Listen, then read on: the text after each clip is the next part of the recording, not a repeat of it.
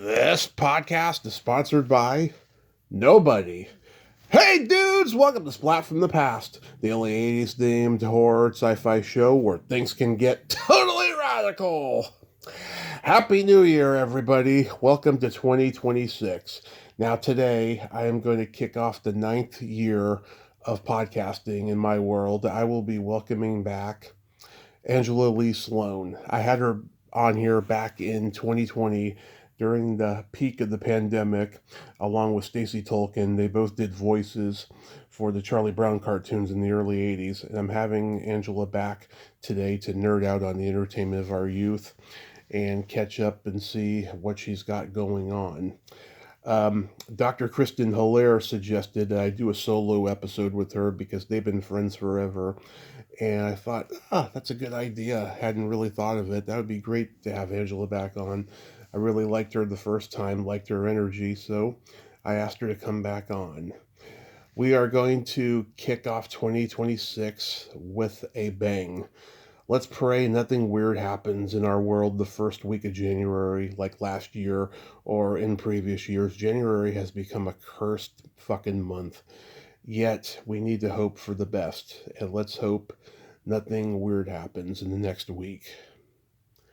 So yeah, here is my new interview with Angela Lee Sloan.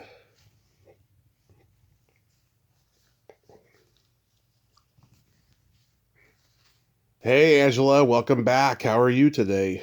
I'm good, Tommy. How are you? I am blessed. How was your holiday season? Oh, it was fabulous. It was wet. Yep, of course. But it's really nice. It was lovely. It was lovely. I adopted a puppy. Oh, that's so 2 cute. weeks before the holiday. So the house is in chaos. Yeah. Oh, that's so cute though. Yeah, mine was probably the best in years. Lots of presents, lots of food I shouldn't eat, but again, I am blessed. Exactly. Yes. Me too. I hear you. I hear you. And I'm so glad that you came back on to be solo with me this time. Who knew that we both knew Kristen Hilaire? I know. That is such a small world. I love that. I love that. I go way, way back with Kristen. Back to when I was 9 years old at the Roxy. Mm-hmm. Yeah, she's one of the most wonderful people I've met in the podcast world. I just adore her.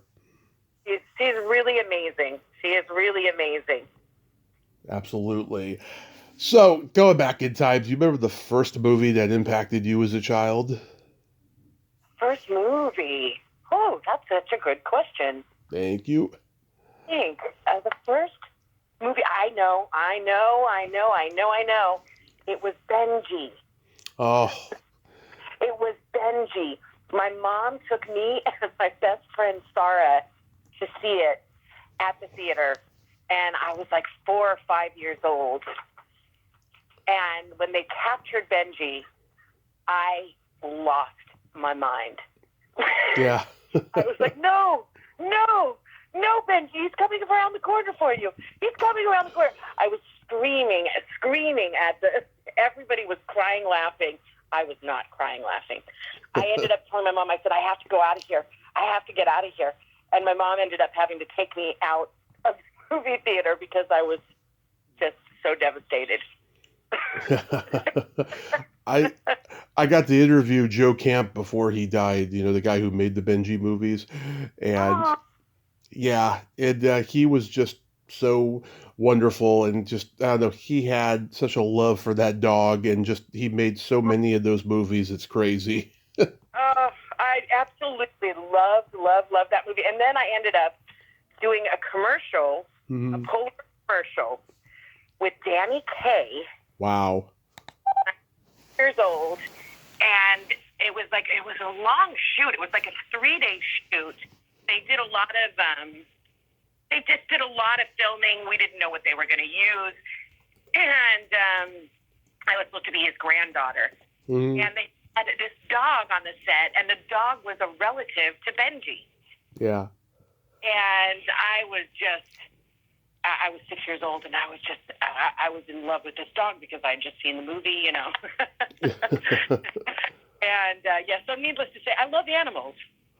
Absolutely, we all love animals. That's so funny. Oh, so you got to interview him. Yep, back in 2019 for the 45th anniversary of the first Benji. And yeah, he was great. I know he said to me before we started, he says, what's a guy like you who loves spooky movies want to talk to me? Because I was so horror themed, at that time and everything. I was like, well, I love all movies, not just horror movies and stuff. But yeah, he was great. Oh. Back to the Future was the first movie that impacted me. I used to look at my parents' yearbooks, and I always had this fantasy of going back in time and seeing my parents in high school and finding out why they're so fucked up and why I'm so fucked up. Right. And I'm going, oh. Yeah. And you're like, why I'm so fucked up? That explains it. Yeah. Oh, that's hilarious. But yeah, Back to the Future. What a great movie. It is. It is. What a great movie. I love Michael J. Fox. I mean, who doesn't? But he's just amazing. He was my hero. One of my heroes growing up. He was just. Yeah. He was short. He was good looking. He was cool, and he was funny, and just. Yeah. Yeah. I mean, who didn't want to be Michael J. Fox when he was like the biggest star? No, who would have ever known that? I mean, God, it's just. What a life. What a life. I know, and I'm so glad that he's been hanging on, ever since he got Parkinson's.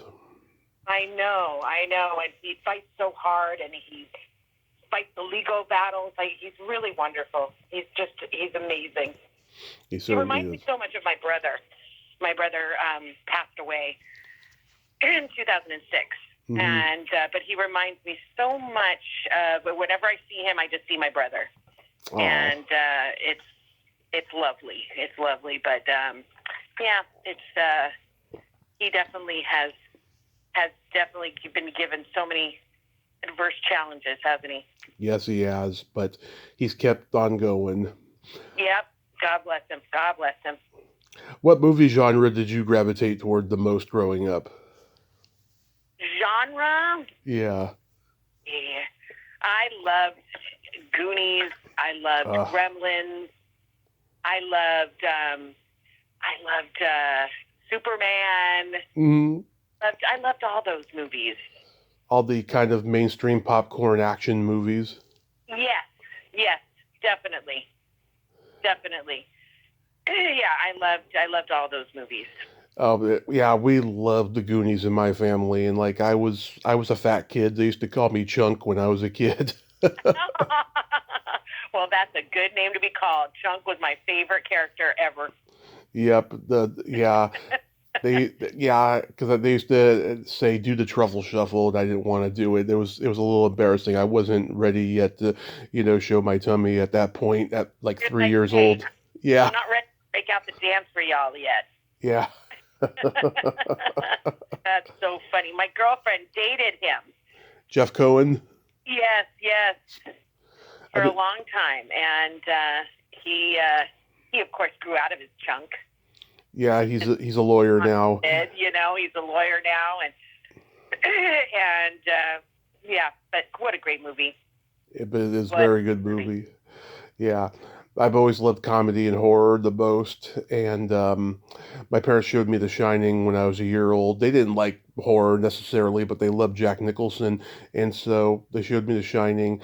It scared the shit out of me, but then years later I went back and revisited it, and then it became like my go-to Halloween movie, I'd watch. Yes, I know what you mean. I'm like your parents. I'm not into horror, but I absolutely love The Shining.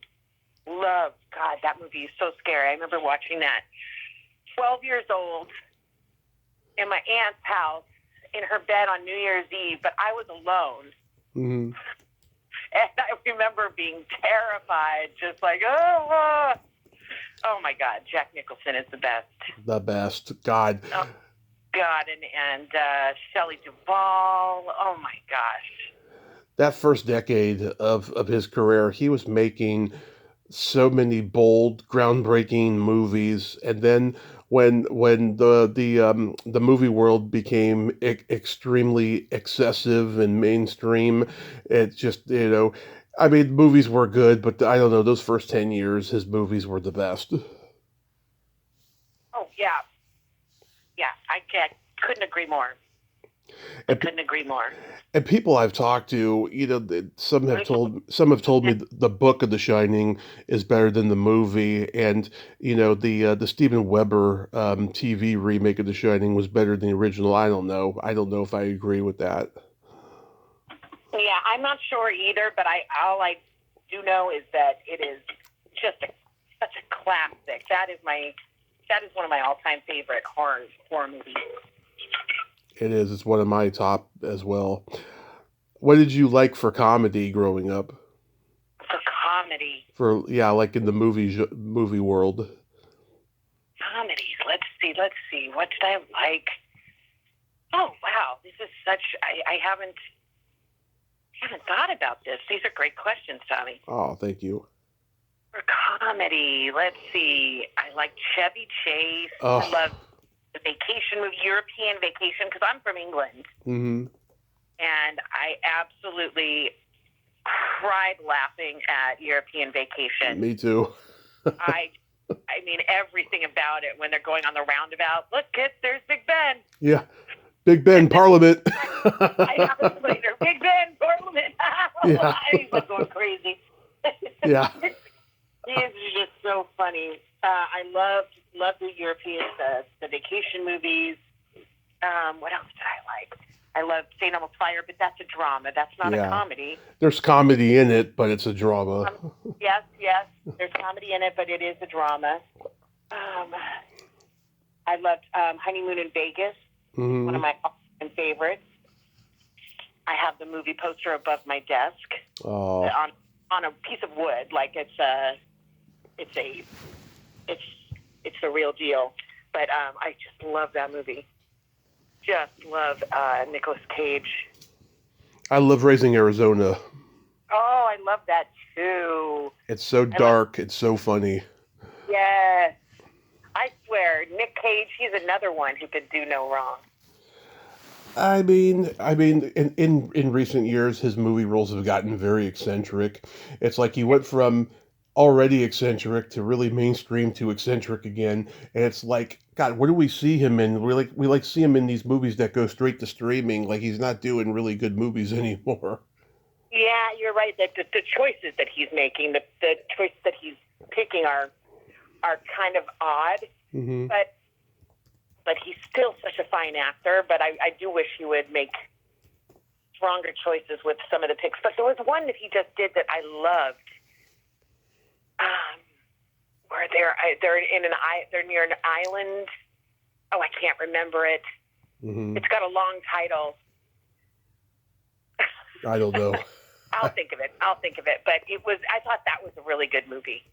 I thought that was a really good movie. But he does seem to be picking a lot of just doing a lot of little, I don't know, a lot of movies that aren't quite the quality of what he's worthy of. Are you talking about The Unbearable Weight of Massive Talent? Yes. I just looked it up. I was like, okay, that's the longest title I see in recent years. Yes, that's it. Have you seen that? I have not seen it. I'm just looking at it. Okay. I definitely recommend it because that takes me back to Honeymoon in Vegas. That takes me back to, it's really good. Okay. I recommend that one. I do recommend that. I love Valley Girl. Oh, I love Valley Girl, and I'm such a Valley girl. I'm from the Valley. Yeah. So. As if. Duh. Of course, that was before I was probably like 8 or 9 when that came out. Mm-hmm. So I was younger. I would look up to those girls, Yeah. Like, oh my God, they're so like dreamy. Yeah. But I loved Valley Girl. Love that. Peggy Sue Got Married, where he's singing "She Loves You," ooh ooh ooh. Just changed it a slight bit. Yeah. That's That's so hilarious. Did you have any movie star crushes growing up? Movie star crushes. Let's see. Who did I like? I loved Rob Lowe. Mm-hmm. Of course, once again, going back to the movie I just mentioned. Oh, St. Elmo's Fire. Thank you. Yeah, loved him. Rob Lowe. Who else did I like? I loved Billy Idol, but that's not a rock star. I mean, that's not a movie star. He is a rock star. What other? God, that's about it. They'll come to me as I'm going on. It's so funny, these things I don't think about anymore, and you seem to hit the nail right on the head. Yep. Well, I'm consumed by it 24/7 because it's my passion, it's my love. Cary Grant was a big one for me. My mom had this paperback book that had these beautiful, colorful pictures of him that were in black and white, and Natalie Wood was another, and so many 80s movie actresses that I've met and become friends with, and it's like I don't look at them the same way anymore because now they're like my aunt. Yes, that's so nice. Yeah, you have some classics there. I like that. I love James Dean. Mm-hmm. When I was young, I just loved James Dean. I had Billy Idol on my wall. I had Willie Ames on my wall as a 6-year-old that I used to kiss the poster every night before I'd go to bed. I love it. in my little canopy bed. I'm glad it was him and not Bayo. Yeah. Oh my God. What the heck happened to him? God, I don't even want to go there. No, I don't either. But I'm with you. Yeah. It was Willie Ames. Thank goodness. My gosh, little me had some clue. Yeah.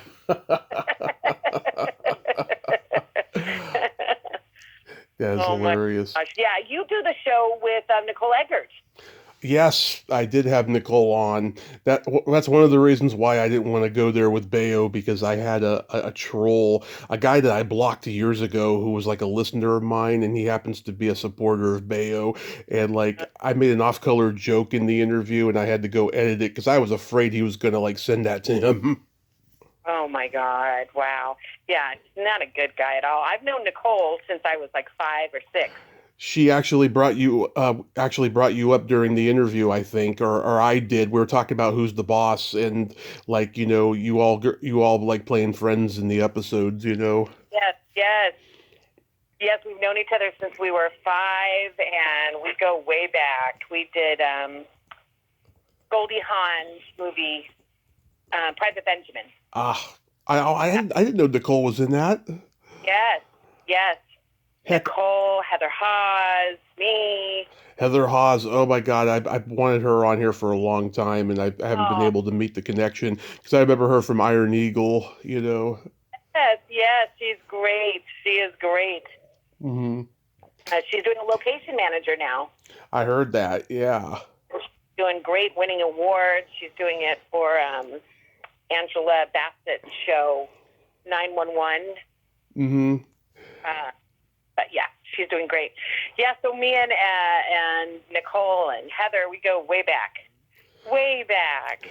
And I just am so proud of Nicole. My God, what she's been going through. She's such a warrior. She's such a warrior princess. Yeah, I watch her podcast every week, and she does this 5-question mailbag thing, and I sent 5 questions in, and she answered them on air. This was back in November, and it was just so wonderful. And then a couple of the questions she had trouble answering because they were such good questions, so she did it the following week, and she called me Timothy instead of Tommy. I was like, damn it. Oh, you're like, that was such good soundbite, and then you're like, the name.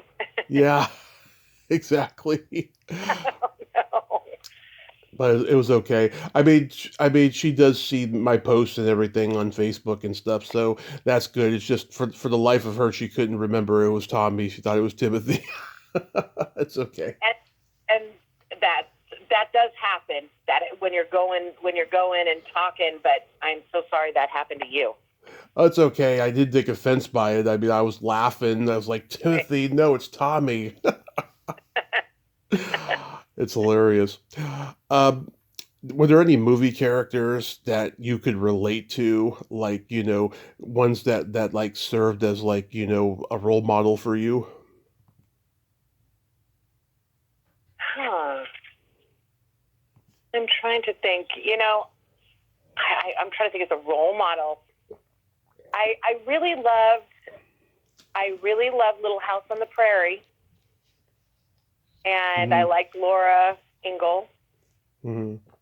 I guess as a young girl, she was a role model. As a young little girl, I thought she was amazing. The show was so wonderful. I actually like the Waltons a little bit better, but Little House was good. Yeah, see, I don't know. I didn't really watch the Waltons, but I loved Little House. Yeah. And it's so funny. I was just talking about Walton Mountain. Where do you live, Tommy? I live in Modesto. You live in Modesto. Okay, so I live in Valley Glen, but I'm about 15 minutes from Burbank, where they shot the Waltons, and at the Warner Brothers. Oh yeah. Right behind the Warner Brothers is Walton Mountain. Yeah. That's what they had called Walton Mountain, but it's actually in Burbank.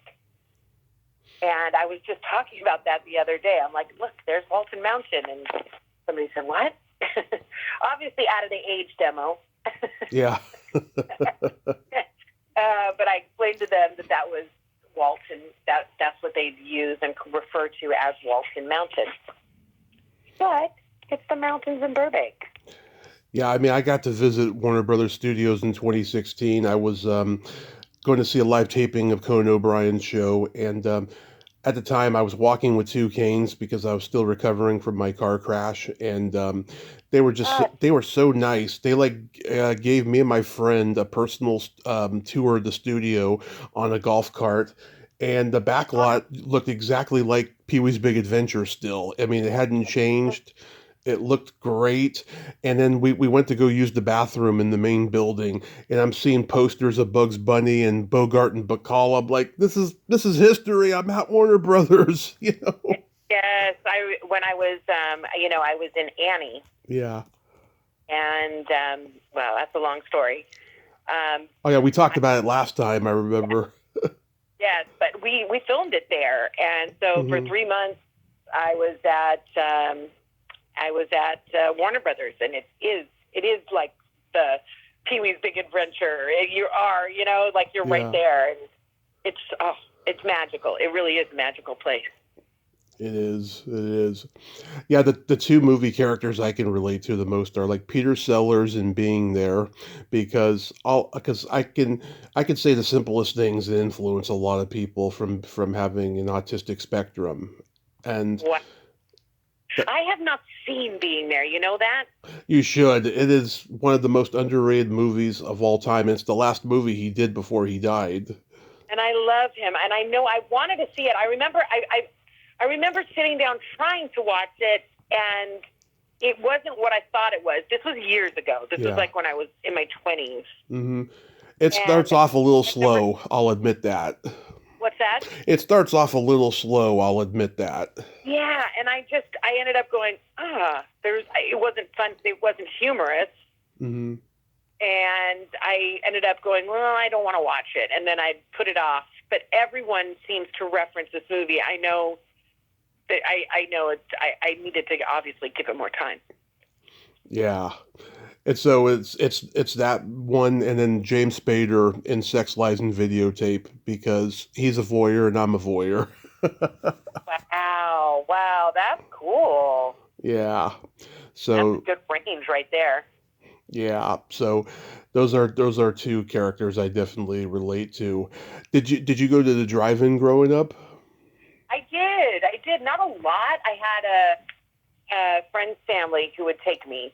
And we were little. We were like 8 years old, 7 years old. Mm-hmm. So, but yeah, I did a bit, but not a lot. Yeah. My parents started taking me when I was 2, and I always say, you always remember your destiny, and you don't even know it's your destiny until hindsight. It was the purpose of what I'm doing now, that my parents would take me to the drive-in starting at 2. And I remember the first 2 movies we saw was Weird Science and Rambo 2. Oh my God. Yeah. I remember it so well. Wow. I never saw Rambo 2, but that's such a dichotomy of like pictures right there.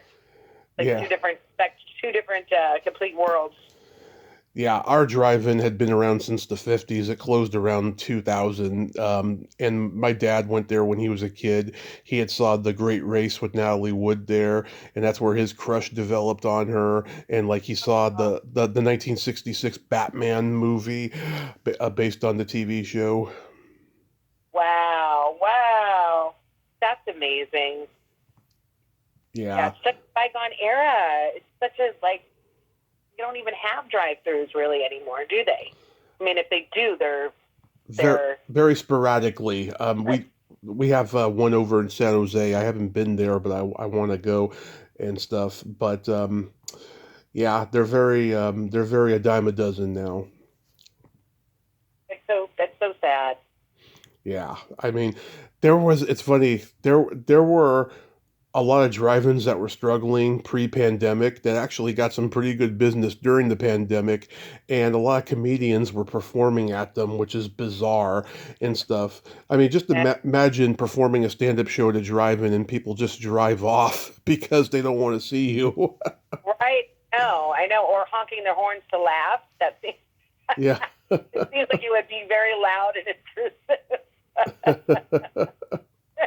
Kind of stop your flow. Yeah, exactly.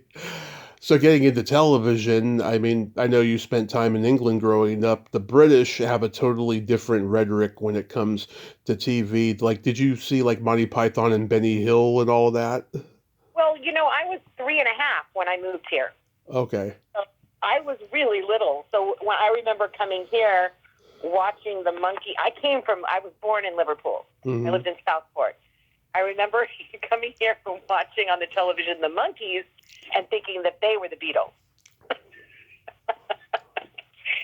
I was convinced for a short period of time that was the Beatles. Mm-hmm. That they were the Monkees.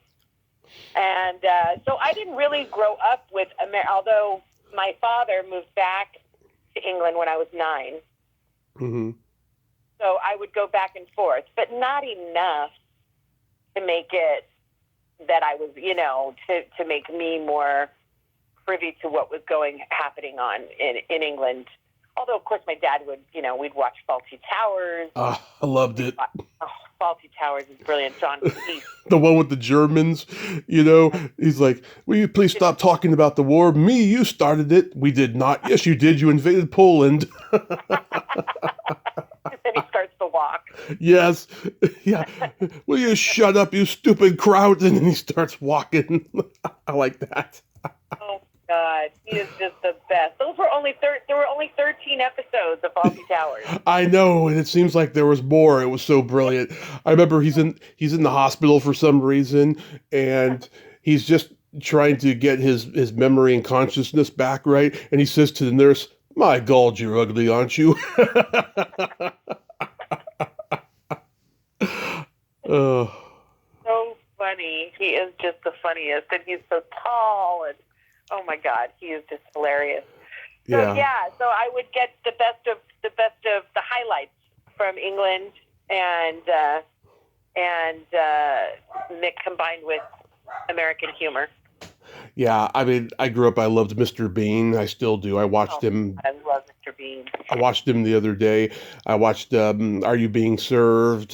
Blackadder, Ripping Yarns with Michael Palin playing all these different characters. The Young Ones. Oh, The Young Ones. Yes, that's another classic. That's another good one. I watched. There was this sketch comedy show that didn't last long in England. It had Tracy Ullman, Robbie Coltrane, Rick Mayall, and a few others. Oh God, I can't remember the name. It's on YouTube, and I was cracking up when I saw it. Oh, that's such a good lineup. Yeah, I'll look for that. I'll look for that. Yeah, my dad is just so amazed at how much I love British humor and stuff. I'm like, it's self-deprecating, slapsticky kind of humor, and it's done in their style, you know? Exactly. Yes. Oh, it was No, I just looked it up. It was called A Kick Up the 80s was the name of the sketch comedy show. Up the 80s. Okay. I will definitely check that out. A kick up the 80s. I'm going to type it down right now. Do you remember Spitting Image? Spitting Image. That was the puppets, right? Yep, the political puppets. I love them. They did the Phil Collins video. Yeah, Genesis Land of Confusion video. Yeah, that that is the greatest video. I always felt those puppets should have been just as big as the Muppets. They were so sharply, scathingly original and done so well. Like, I don't know how it didn't become a huge phenomenon here. I mean, it got cult success here. It used to be on Cinemax back in the day. Yes, they were so good. Yes. Yeah. I'm just writing down A Kick Up the 80s, right? A Kick Up the 80s, and it's on YouTube. Yeah. Okay. Yeah, there was a couple sketch comedy shows in England that I've discovered in recent years. There's another one called Assaulted Nuts, and it had Wayne Knight from Seinfeld who played Newman, and it had that character actor William Sadler and Elaine Hausman, who I've interviewed. She should be a lot more famous than she is. She's hilariously funny. That was a sketch comedy show that Cinemax used to play in the mid '80s called Assaulted Nuts, and it was really really funny. That's so funny. Assaulted Nuts. I think I've heard of them. Yeah. I don't know too much, but I'm going to look them up too. Yeah. Oh God, I have so many people looking up stuff when I do nerd outs with them. It's crazy. I'm so glad I'm not the only one. I'm like sitting here. Wait, hold on. Let me jot that down. Let me write that down.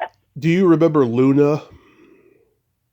Luna, no. It was essentially a British version of Out of This World, where Patsy Kensit played like a space girl, like a teenage space girl, and Mickey Dolenz wrote and produced it. And this was at the time when Mickey Dolenz was living in England after the Monkees because he couldn't get arrested in Hollywood. After he was considered to play Fonzie on Happy Days, and because they were thinking, if we have a name on the show, it might do well. But then I guess Henry Winkler was more authentic as Fonzie, so he went to England because I think he had a British wife at the time too, if I'm not mistaken. So yeah, he produced a couple shows there, and this was one of them.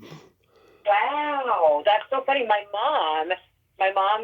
Well, she was a singer in England back in the day, but in her later years, she became a nanny, and she worked for Mickey Dolenz. She went on tour with them, with the Monkees, and toured all of New England and she was with them for about 4 or 5 months. But that's so funny. I didn't know that he directed it. That's so amazing. Yeah. When was this? This must have been... This was like 82, 83, somewhere around there. Really? Yeah. Wow, when I was 10. So I was, okay, all right. I don't know about it, but I'm so fascinated. Yeah. When you were growing up in the States, like, did you watch the Z Channel? I did not watch the Z Channel, no. Yeah, because that channel existed from like 73 to 89, and then the guy who ran it like went crazy. First he killed his wife, and then he killed himself. It was sad. But that channel, oh my God, the kids who grew up in LA in that time, they talk about it all the time. It was the coolest channel. You could watch any movie, any TV show and stuff. It didn't seem to have a corporate structure like all the channels do now. I mean, they had everything on that channel. Wow. Well, yeah, I don't know the Z Channel, but then again, at that time, I was again doing the show at the Roxy with Kristen, and I would have school Monday through Friday, and then we would have rehearsals all weekend long. Mm-hmm. So I really wasn't watching a lot of television at that time. Uh-huh. You know what I mean? Because I was busy working. Yeah. So yeah, but Yeah. I mean, did you at least get to see Saturday morning cartoons? I did. I actually voiced, well, as you know, Yep. the voice of Lucy and Charlie Brown Saturday morning. So I did that, but I didn't really watch a lot of cartoons. I mean, I would watch the Smurfs. I loved the Smurfs. I loved Strawberry Shortcake. Oh, love it. Yep. You know, those were my things, but they weren't like in excess because I was off. I was off to the Roxy to either rehearse or do a show. I loved JEM.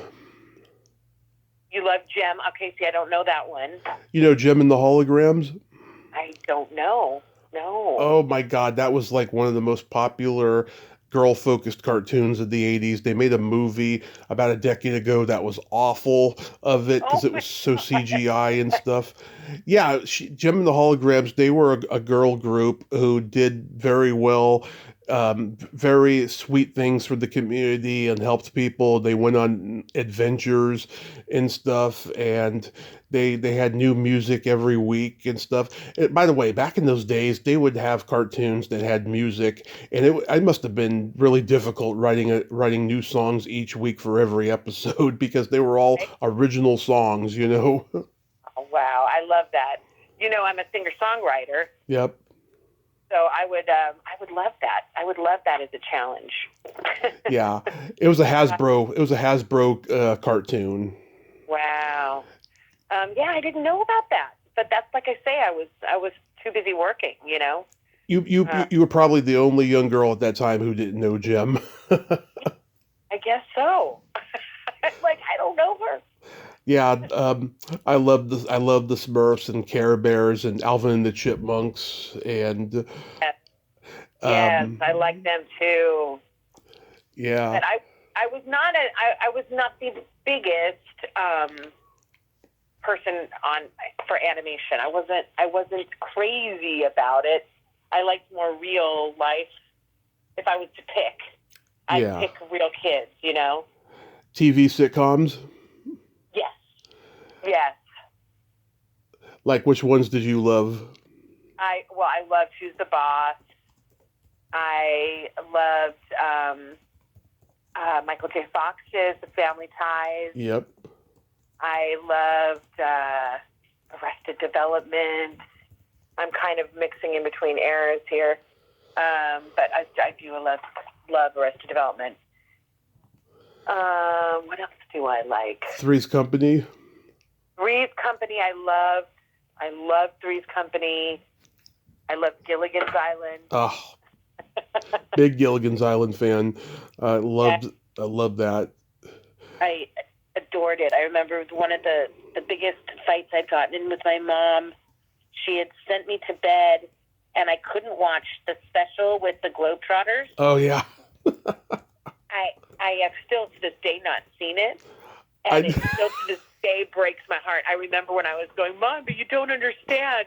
It's just a one-time episode. She goes, it's on all the time, Angela. You're watching it 24/7. It's on all the time. I no, you don't understand. It's a one-time thing. I saw it reran when I was like 8 or something. That's so funny. Yeah, I was so traumatized. I just interviewed the woman who played Ginger in that one, Constance Forslund. Oh my gosh, how great! What a trip! That is amazing. Yeah, Martin Landau was in that. Long before he won the Academy Award, and she said he was wonderful. Ah, that is so amazing. Love Gilligan's Island. Love the Brady Bunch. Partridge Family. Loved Partridge Family, and I went on to work with Danny Bonaduce and in radio at Star 98.7. My Yes. Yeah. my dad up until Danny Bonaduce's retirement from radio, my dad listened to him up in Washington where he lives and stuff. Even though he doesn't agree with his politics, he liked listening to him and just how funny he was. What are his politics? Because I was never political ever until of late. He's a conservative right winger. Are you serious? Yep. And he's married to a girl that's the same age as me. I'm 42, gonna be 43. Yeah. Really? Yeah. It's not Gretchen. He divorced Gretchen. Is that the first wife? I'm not sure which she was, the first or second, but she was with him when I was with him in radio. I don't know. This one, that was long before. This one, he's probably been married to for a decade or so, and she's like my age. So. Oh my goodness! Wow, that's really because he's older than me. Yeah, and I gotta tell you, I have talked to so many people who were in rehab with him. It's crazy. Wow. Yeah. Yeah. He was a handful. When we were at the radio station, there'd be many of an incident. Yeah. With him, but wow. He's an intense dude, from what I see. Yeah. Wow. Did you watch The Facts of Life? I love The Facts of Life. Yes, Yeah. I love The Facts of Life, and I ended up working next door to them when I did Who's the Boss. Mm-hmm. Yeah. Was it over at Sunset Gower? Sunset Gower, and you know what? I was thinking about this the other day. They had a basketball court outside that they would play at, and I'm like, I'm so silly. I'm like, it was, of course, George Clooney was playing.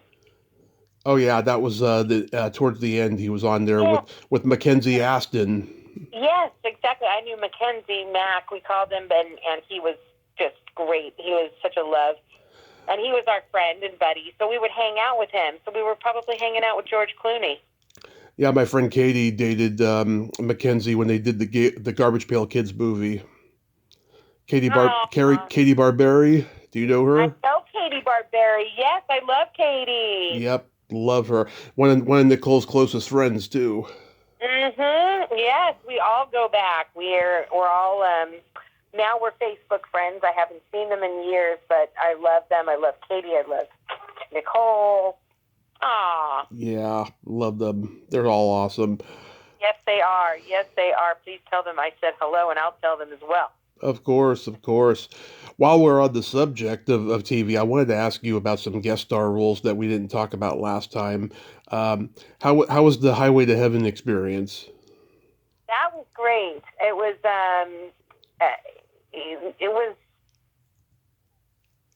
there were three of us. Who was on that?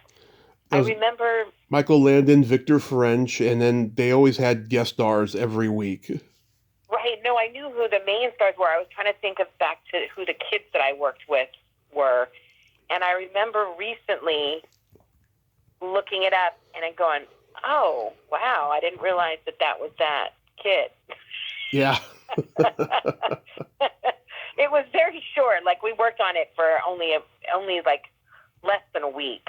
Mm-hmm. So it really didn't work on, and I was 13, 14 at the time. And it was great. It was a great experience, but it was a very short one. We really didn't get to all get to know each other really well, but they were all lovely, Yeah. Well, everyone tells me Michael Landon was just like his character on the show. He was a spiritual advisor. He was always supportive and helping people and giving advice and stuff. He was just a great guy. He was so sweet. And I used to love, as I mentioned, Little House on the Prairie. So to get to work with him was just a dream come true. And he was lovely to work with. Really nice.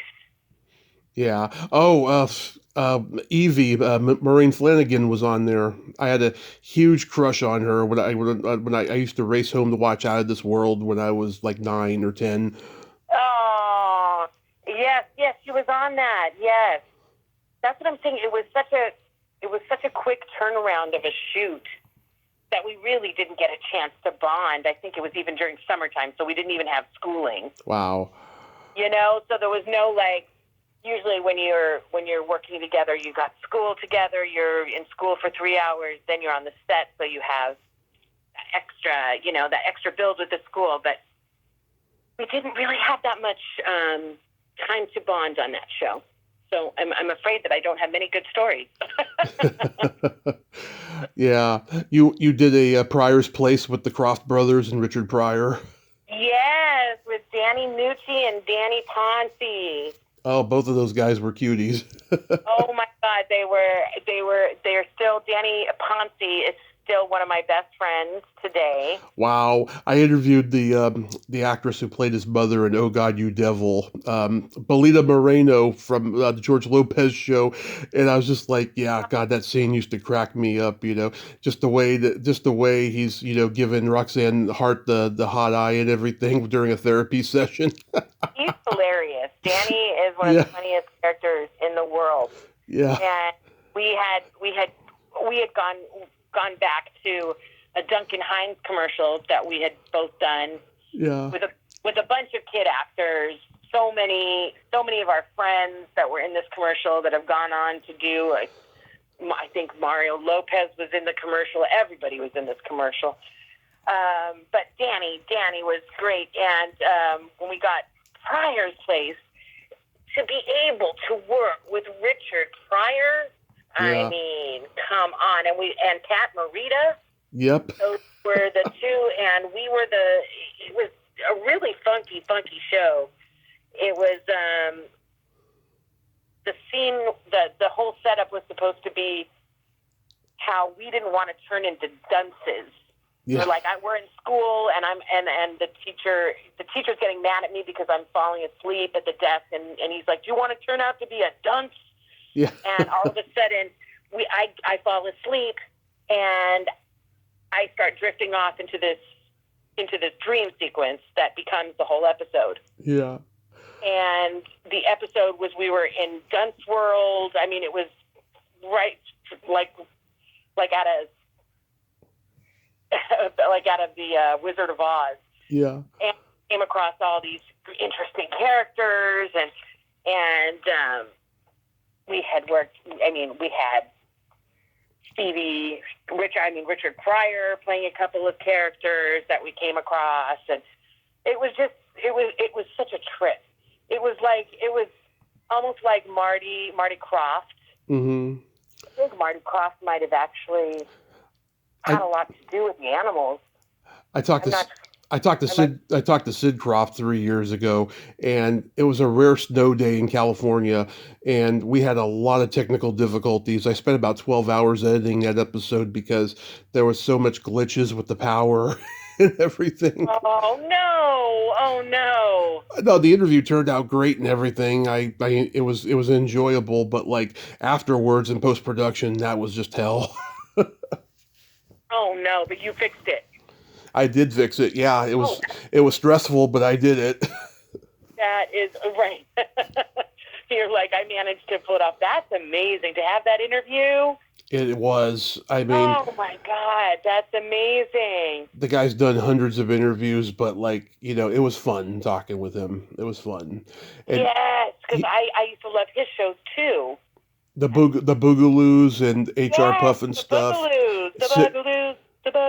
Land of the Lost. Yes, the Land of the Lost. Oh my God. Sigmund and the Sea Monsters. Yes, these were great shows. I know, they were so out there and weird, but yet they were so popular. And I think it was only natural that they weren't going to be able to do it forever because like times had changed, you know? Yeah, it's true. But that's what this Richard Pryor's Place, this episode was. It was like going into a land of like Sid and Marty Krofft. I think they had something to do with it. I really do. I was 13 at the time, and Danny, like I said, we'd known Danny, and I knew Danny Ponce from my acting classes. We took acting classes, and my mom and Danny Ponce's mom ended up becoming best friends. And were best friends into their later years. My mom has since passed away. But Yeah, it was magic. They were Magic times working with both Danny and Danny. they were almost producers on Pee Wee's Playhouse, but then they couldn't come to an agreement on stuff, so they ended up producing a show where Fred Willard's the president of the United States and all his advisors are puppets. Oh, how funny! Yeah, How great! How amazing! Yeah. and then So you yeah. and then you were on the Master with Lee Van Cleef and Timothy Van Patten, and another guest of mine played your mom Terry Treese. Oh, I love her. Yeah. Oh, loved her so much. I haven't seen her since we filmed, but I just love. She was the nicest human being I ever met. She was amazing. Oh, I would love to see her. When did you interview her? About 4 years ago, and she teaches school primarily now. And like, I remember I reached out to her late summer. Was it late summer? Something like that. And she's like, oh my God, I am so jam packed with school starting and stuff. How about we do it on my spring break the following spring? And I was like, okay. And we did it, and she was wonderful. Aw, wow. She is great. She was so loving and kind. And that was a trip to work on that show. It was, who is Lee Van Cleef? Yeah, Lee Van Cleef. I mean, one of the great bad guys of westerns and stuff. Yes, yes. But he was interesting. Yeah, he was a force of nature, from what I've been told. Yes, and he liked the drinky drink. Oh yeah, oh He yeah. was always just very unapproachable. When I remember being like, oh, just kind of stand away. He didn't seem like the happiest guy, No, or at least at the time wasn't. It was weird. I didn't realize you did a Kids Incorporated. Yes, I did. I know a bunch of people on that. I know Mosi Yes, and Ryan Lambert and Andrea Wilson. yes, Ryan Lambert. I played his girlfriend on the show. I played a blind girl named Suzanne, Hmm. who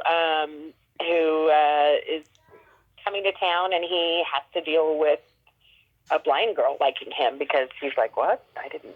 You know, it's a good episode. It's a really good episode, and I got to use my acting chops and play a girl with no sight.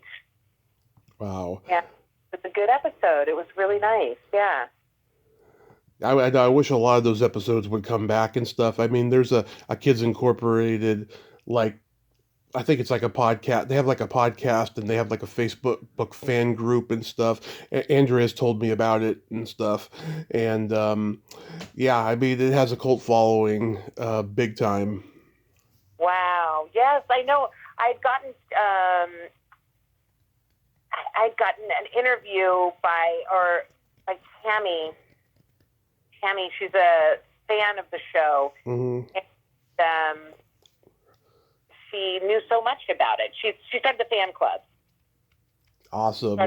She started the fan club for the show and for Ryan Lambert. And yeah, she was just a big fan, and recently had found me, and she was lovely, really nice meeting her. Oh, that's sweet. So, getting into music, do you remember the first album you ever bought with your own money or was given to you?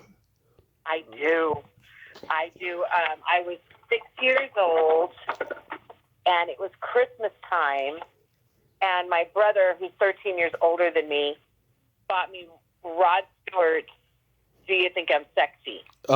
My parents loved Rod Stewart. They had all his albums on vinyl. Oh, I love it. On the album cover, he's got leopard pants on and no shirt on. Yeah. And I'm running around singing If You Want My Body. Come on, baby, let me know. And my mom's looking at my brother, and she's like, really? Really? Your little sister? Really? And, yeah, that was my absolute favorite album. Loved it. Then I bought Helen Reddy's Helen Reddy's album was, and of course, my absolute utter favorite album was Grease. Oh yes, that's Olivia Newton-John. Grease. Mm-hmm. I got the Grease album, and I never came out of my bedroom. I had every one of my teddy bears as one of the characters. I put on a whole show with all of my stuffed animals, and I would just do Grease forever. That was it. That was it.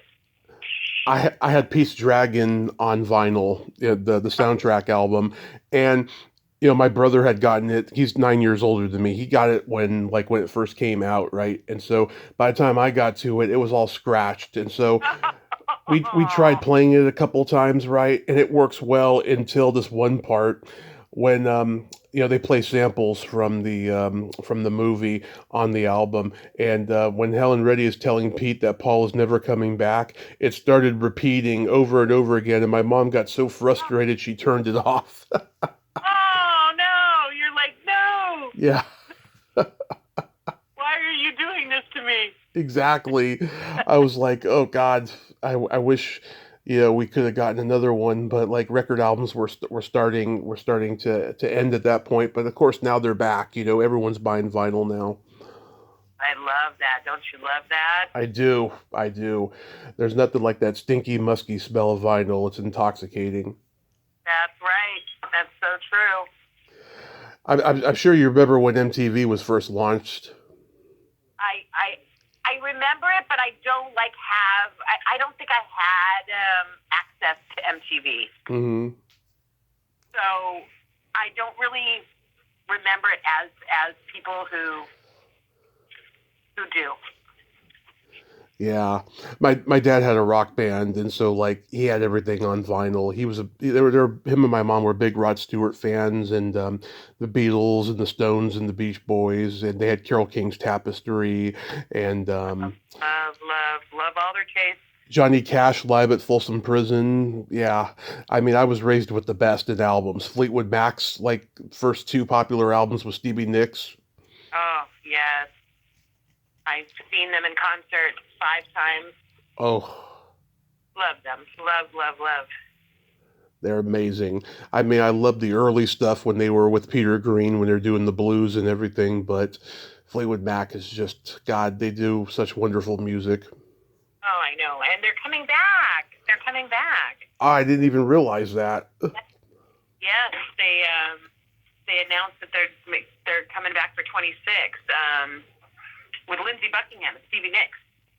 Oh God, I saw Rush is doing a comeback tour without Neil Peart, and I'm just female drummer. Yeah, and I saw them in 2015 on their farewell tour. I had just gotten out of the hospital from my car crash. I was frail, I was pale, but I got through it because I love Rush, and I was like, if they stop here, this is okay. And it's just like, God, guys, do you really need the money? You gotta keep going now. Right. Wow. They're amazing. I've seen them live, of course, but without Neil Peart is heartbreaking. But I love the fact that they're using a girl drummer, and she looks amazing, and she's going to be killer. Yeah. You have to be amazing to even sit in his chair, Oh, yeah.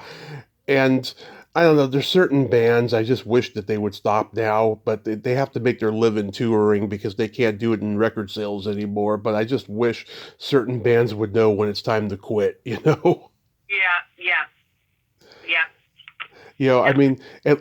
Finally, Kiss did their final farewell tour, Now Gene is touring solo. Oh, God. Yeah, I know. I saw him as... Yeah. Yeah. I have to remember. I'm like, oh yeah, we're talking for millions of people here. Do you remember your first concert? I do. My first concert was the Bee Gees with my mom and her best friend at Dodger Stadium. Nice. And Andy Gibbons came on and performed with them, and he came on a helicopter. I was very young. I was like 4 and a half. But I remember that was amazing. Then my first concert on my own, not with my mom, was Madonna. Right. Madonna. When I was 13, I saw the Like a Virgin tour, and where I took dance classes. I took jazz, tap, and ballet at Debbie Reynolds Dance Studio. Right. And while I was taking a ballet class, or I'd come in that day, and you'd go into the main office, and they would show you who's in what studio. Yeah. I came in one day, and I look at the studio, and it says Madonna, Studio C, and I'm like, are you kidding me? Oh. So I'm in the studio across from her, and that studio doesn't have a window. Most of the studios have windows so you can watch through, but this doesn't have a window. So I'm in Patsy Klein. Patrick Stewart or Patrick. Who's the ghost, the actor. Oh, Swayze. Yes. I'm in Patsy Swayze's ballet class. I'm in his mother's. I took ballet from Patsy Swayze, Patrick's wife. Yeah. I mean, mom, and she's very strict. And I'm sitting there, and I'm my girlfriend. I'm like, Madonna's in the studio C. I'm gonna go over there, and she's like, what? And I'm like, yeah, I'm gonna say I think it's bathroom. I'm gonna say I'm down the wrong door. So of course I go in and I open the door, and there's Madonna and her two backup dancers, and they're rehearsing for the Like a Virgin tour. Right. And of course I stood there for a lengthy amount of time, and so she's like, can I help you? And I said, oh no, I'm just looking for the bathroom. She's like, well, it's not here. I said, oh my goodness, I'm so sorry. And of course, I just milked it for as long as I could stay there, and then I ended up leaving. I'm like, it's Madonna. Did she? Anyway, Did she have her belly button showing? she did. She had on like a little purple mini skirt. Oh. It looked adorable. Like it was Madonna. Oh my God. Just blew my mind. And I went to the bathroom. Like, oh my God, it's Madonna. And of course, I was the ultimate distraction to my ballet class coming back in. Do you know Holly Fields? I do. I remember her. Yes. She's a dear friend of mine. She played the child version of her in the Like a Prayer Pepsi commercial. Yes. I remember her. She was so adorable. She said Madonna was so sweet to her. She's like beyond sweet, you know. Aww, that is so nice. It was like for one day they were best friends. Oh my God, that would have been a dream, especially back then in her heyday. Yeah. Oh wow. Yeah, that's just it's so amazing. Yeah, I saw the Monkees at Candlestick Park when I was 14. It was before a Giants game, and there was only 3 of them. Michael Nesmith wasn't there, and they drove off the field in a Cadillac at the end. Oh my God, you're like, could they be any cooler? Yeah, because I had a huge crush on Davey, like my whole life. Oh, yeah, me too. Oh, I just loved him. Yeah. I saw my first big concert that wasn't a sporting event was Alice Cooper, and that guy is a showman. He's vaudeville, and he's keeping vaudeville alive, I'll tell you. Oh, yes. I remember his album. Oh, sorry, Pepper. I just came out and got the dog. The dog and the cat separate because this dog is the sweetest thing, but her energy is just crazy. Yeah. She is crazy with energy. We were talking about Alice Cooper. Yeah. One of my favorite albums was him being locked up in a... From the Inside. Yes, From the Inside. Yep. Oh my God, that album is one of my favorite albums. It's got Bernie Taupin co-writing songs with him. It's got Steve Lukather from Toto on guitar. It's a great album. It is such a brilliant album. This is going back like 20 years ago, but my God, I loved that album. Nurse Rosetta, I won't let her catch me peering down her sweat. Yes. Oh my God. Remember Millie and Billy? Yes, Millie and Billy. I absolutely love that album. That's Marcy Levy singing with him, and I've had her on the show, and she just was like, oh my God, she loved how macabre that song was. She was so happy to do it. Yes, that is amazing. Oh my God, you just took me back to another time and say, wow, that is so amazing. I am the biggest Alice Cooper fan. Have all his albums on CD. I know all the lyrics to all the songs. I can't be stumped with Alice Cooper songs. I just love him. I love him too, and he lives in Arizona. My cousin Joy lives in Arizona, and she says she sees him at a lot of events. Yeah, oh yeah, he makes himself known. He's like Neil Young. He'll just go out and make himself known. Yes, yeah. He's a regular guy. Yeah, he is a regular guy. Do you remember your first makeout song? My first makeout song? Oh, probably Crazy for You, Madonna. Oh yes. I am crazy for you. Yeah. That is a wonderful one. Mine was Janet Jackson's Love Will Never Do Without You, and that also led to my first heavy petting experience. Oh my goodness, that's awesome. Yes, it was consensual. Oh, that is so cool. Let's wait a while. Let's wait a while before it's too late. Let's wait Oh, that's a while right. before we say goodbye. That was another really good one. Well, that whole album, Rhythm Nation, is just fantastic. Black Cat is just a cool rock song. Yes. I compare it to her brother's song, Dirty Diana, like it's a real rock song, legit. Yes. Yeah. Is she one of your favorite artists? Oh yeah, she's like one of my top favorite like singers, and from that period, I like her and Paula Abdul. I had Paula Abdul's "Forever Your Girl" album. I love "Straight Up." It's one of my jams. Oh, I love Straight Up. Yeah. Yeah, those are some of my favorites. I loved Tiffany, and I was actually supposed to interview her back in 2020, and for some reason, she couldn't do the interview. This was like the day before Thanksgiving. She couldn't do the interview, and I never got an explanation from her manager. And then I touched base again later, and then they weren't working together anymore. I was like, that's odd. You didn't get to. No, I did not. I didn't. It wasn't for you. It was the cross. It sounds like she was going through a manager change or something. Maybe it's possible, but no, I still have not gotten to interview her. Well, how do you like her? Like she's all over the place now with Stranger Things. Oh yeah, she was actually on Moosey's podcast like a couple weeks ago, and she was talking about Stranger Things and stuff. Stranger Things was awesome. Did you watch it? It's funny, people have been trying to get me to watch that for a decade. I just haven't had the time to do it, but I'm going to start. I promise I will. I know everyone tells me it's very 80s, it's very rooted in horror and all that stuff. I haven't had the time to watch it, but I will. Yeah, it's got all the things that you'll love in it. I'm not big on monsters and that kind of stuff. Yeah. My daughter is. My daughter loves it. So I watched the whole thing, and it's really good.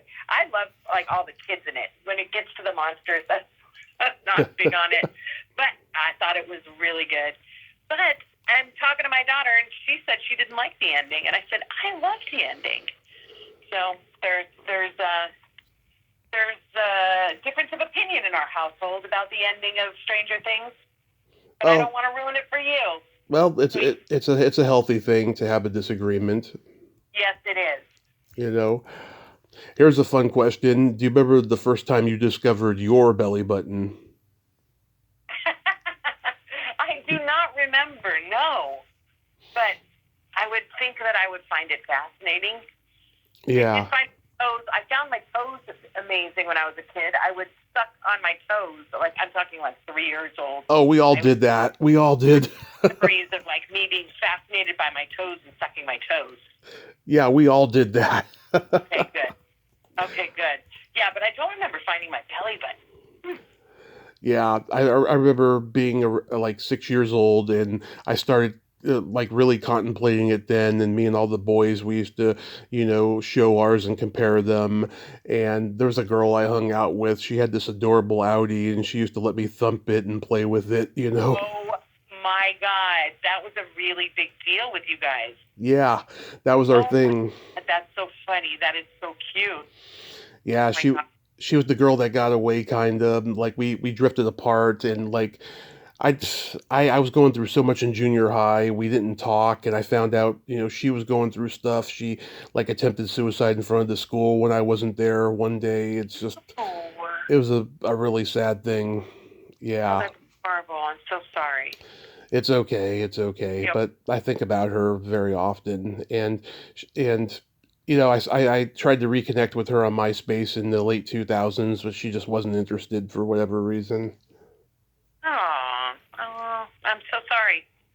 It's Yeah, okay. it's weird how some friends will, they're close for a certain time, and then they're just, you know, Hmm. life goes on. Life goes on. It does. Yeah, Have you yeah. have you ever dated a guy that had an Audi? No. Yeah, it's funny. When I was in my late 20s, I went on a date with this girl that I met on a dating website, and we're drinking coffee, and we go down a rabbit hole of talking about belly buttons, and she tells me that if I had a doorknob Audi, it would be a deal breaker. So I lifted up my shirt and showed her how deep my belly button was, and she had this big old sigh of relief, but she still didn't want to see me. She didn't think that there was a spark between us. She told me in email like a few days later. Aw. You're like, okay, well, thank you very much. Yeah. And And I, I got personal and showed you my belly button. yeah, and I loved her blue eyes. She had these sparkling blue eyes, and they were just Aw. adorable.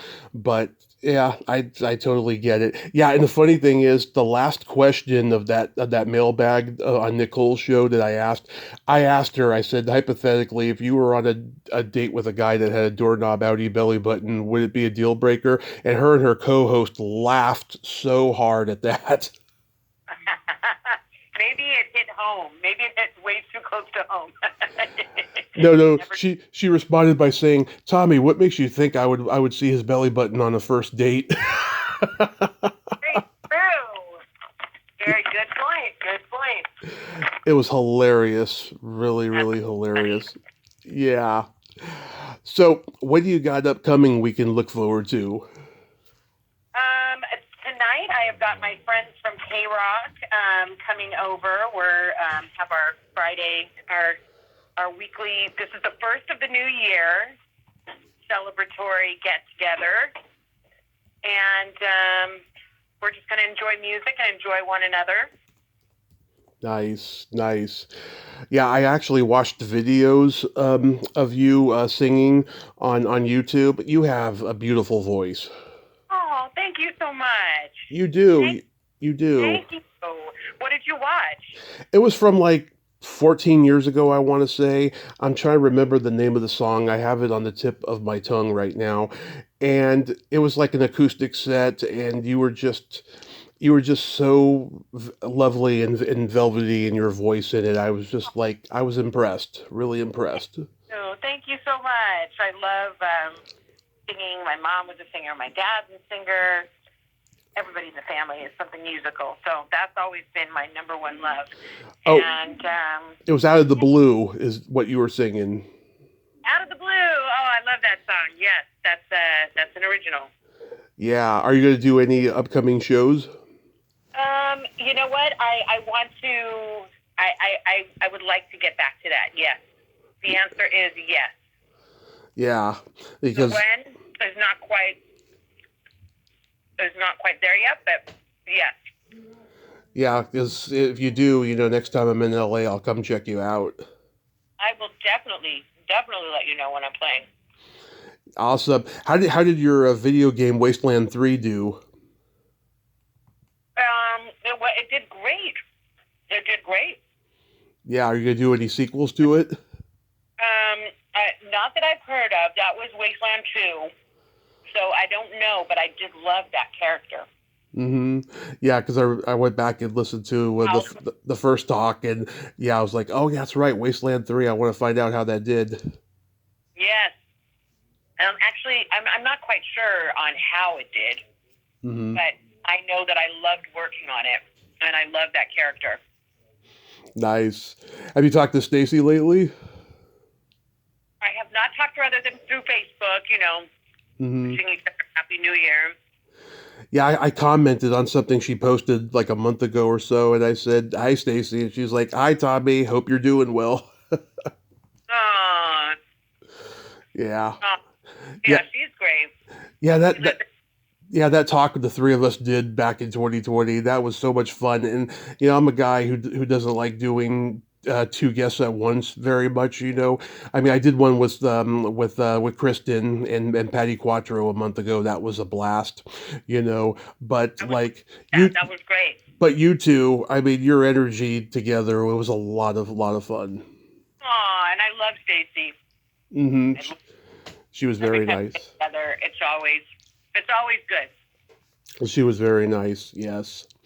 I have a couple jokes for you. Okay, I love jokes. Yeah. What do you call a boy that doesn't masturbate? I don't know. A liar. I believe it. You know the difference between a golf ball and a G-spot? A golf ball and a G. What is the difference between a golf ball and a G-spot? A man rather spend 20 minutes looking for a golf ball.